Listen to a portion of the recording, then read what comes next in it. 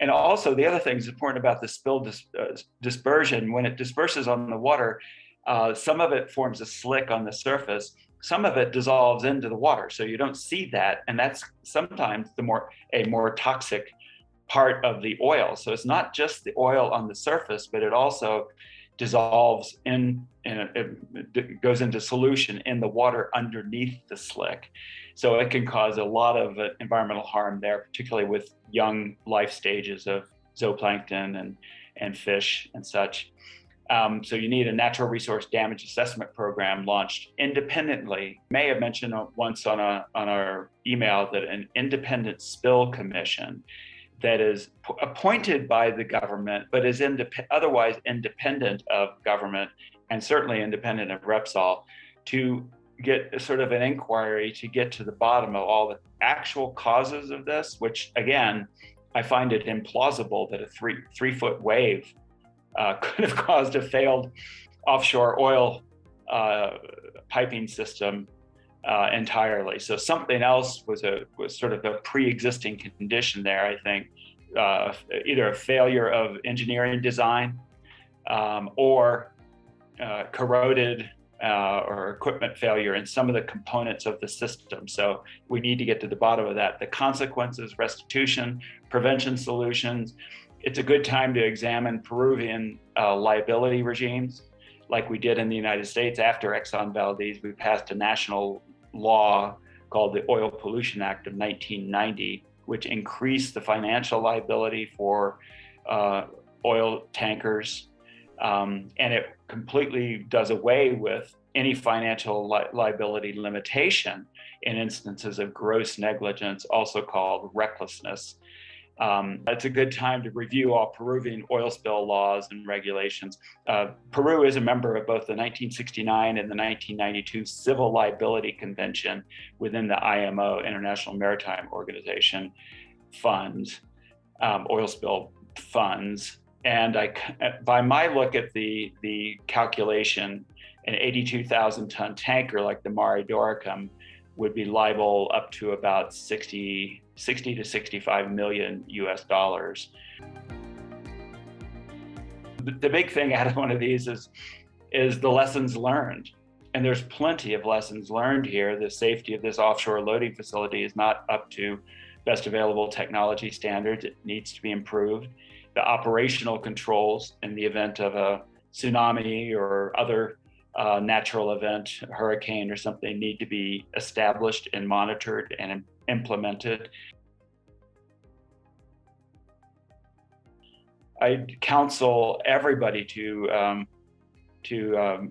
be cautious with the expert advice that the governments and the industry are cascading into the region. They're often intended to confuse or distort the truth. El producto que en lo que se ve en ese momento es iridiscencia.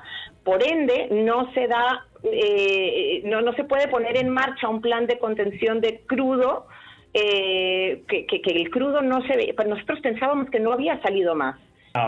I would recommend for you now to send a demand letter to the government, I guess the Ministry of Environment and Repsol together, demanding that your organization and maybe the fishermen and whoever the main stakeholders are along the coast be delegated into a committee to interact with the spill command team, and that's the government and Repsol. And I think they'd be foolish not to do that. We did that, and most oil spills, we did that certainly in Alaska.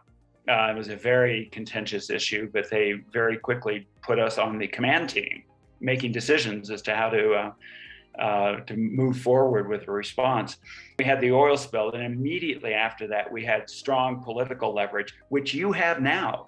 You have strong, even though your politics might be in chaos there, the citizens have strong political leverage for several months here while the disaster is playing out, probably for the rest of this year. And I would encourage you to maybe advocate the establishment of a Peruvian Citizens Advisory Council for the offshore, for the coastline and the offshore region. All those stakeholders that are, potentially impacted by a major offshore oil spill. So, and this one could have been much, much worse. That 80,000 ton tanker could have lost its mooring and slammed into a rock, and all of its oil could have come out. And so this might be looked at as a real useful wake-up call for the government and civil society there to anticipate an even worse spill in the future. So I would encourage you to at least immediately ask for a citizens committee to be formed to advise and to interact with government, with the command, and then longer term for an actual legitimate regional citizens advisory council for the coastal area. So, and I'd be glad to help you if there's a decision to move forward with that. What would you recommend to be financially to make this sustainable? But because of course we can count with volunteers, but I think if we want the best experts in this committee, we would need to hire them, right? So what would you recommend for this? Well, one easy way would be our Regional Citizens Advisory Council is funded directly by the oil industry there, but with strict protocols about conflict of interest and hands off, no influence peddling goes on with the financial, but they get about $4 million every year to run that council. But yeah, the council has paid staff, the board of directors for the council are volunteers, but the staff are paid. The offices, of course, are paid. There's money available for travel and to commission research projects that are of interest to the local citizenry.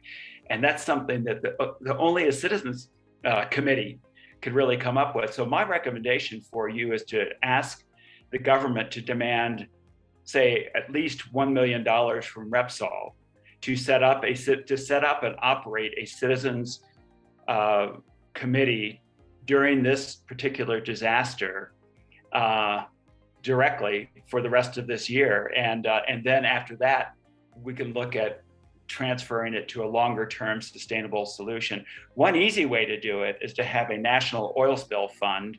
I'm not sure Peru has one. We do in the US, where we tax about 9 cents off of every barrel of oil that is processed in the US, which is a lot. And that goes into a fund that's called the Oil Spill Liability Trust Fund. It's now got over $7 billion in it. And that's a federal fund to be used to prevent oil spills, to respond initially, and it can finance the citizens councils. We haven't done that yet. But if you had a national oil spill fund in Peru with, say, 5 cents a barrel for every barrel of oil that comes ashore at the Ventanilla refinery or something, that develops a fund that could be used to fund a citizens council. So there are ways to fund these things, and everybody, the industry and the government will bring it up and use it as an excuse to not do it. But then we have to tell them there are straightforward ways of involving the citizens in these things, and the citizens are the ones with most at stake, actually. So.